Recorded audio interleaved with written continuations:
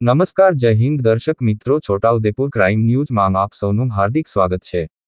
સમગ્ર ભારત દેશમાં વડાપ્રધાન શ્રી નરેન્દ્ર મોદીના માર્ગદર્શન હેઠળ હર ઘર તિરંગા અભિયાન થીમ ચાલી રહી છે, તેથી સમગ્ર દેશ તિરંગાના રંગે રંગાયો છે। આ થીમના ભાગરૂપે છોટાઉદેપુરના 138 જેતપુર પાવી વિધાનસભાના ધારાસભ્ય શ્રી જયંતિભાઈ રાઠવાના માર્ગદર્શક હેઠળ વિસ્તારના ઝાપ ચોકડીથી પાનવડ સુધી ભવ્ય તિરંગા યાત્રા નીકળી હતી। આ તિરંગા યાત્રા 138 વિધાનસભાના ધારાસભ્ય શ્રી જયંતિભાઈ રાઠવાની અધ્યક્ષતામાં નીકળી હતી। ઝાપ ચોકડીથી પાનવડ સુધી નીકળેલી તિરંગા યાત્રાથી આજુબાજુ ગામના રસ્તાઓ દેશભક્તિના નારાથી ગુંજી ઉઠ્યા હતા।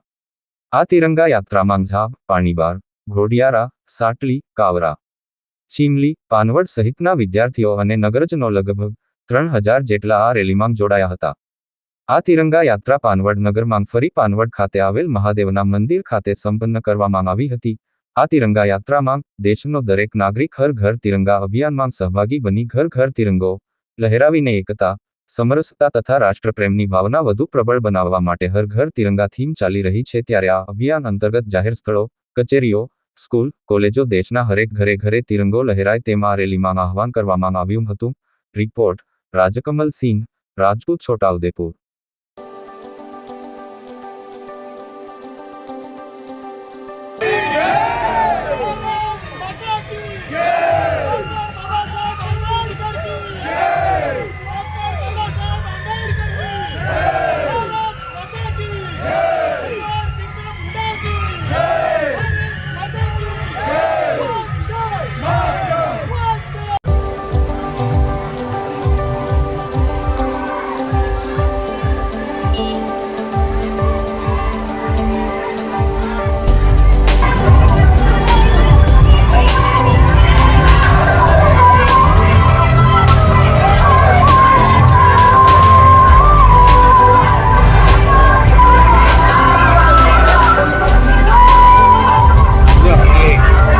હું કરું ને એવો ફાવેલું કેટલી નહીં બધું જેમથી મેં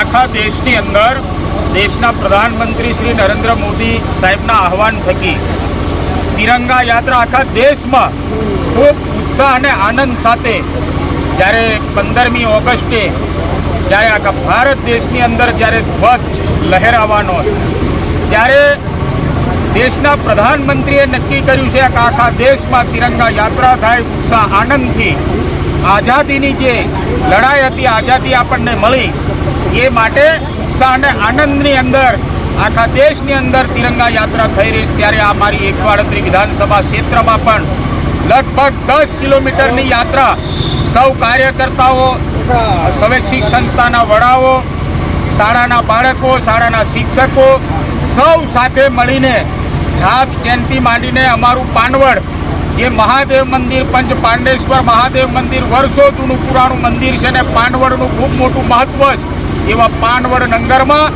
ખૂબ ભવ્ય અને દિવ્ય રેલી સાથે હજારો મારા કાર્યકર્તાઓ, દેશભક્ત, રાષ્ટ્રભક્તોએ જોડાઈને તિરંગા યાત્રાને સફળ બનાવ્યો તે બદલ સૌ મારા કાર્યકર્તાઓનો આભાર પણ માનું છું।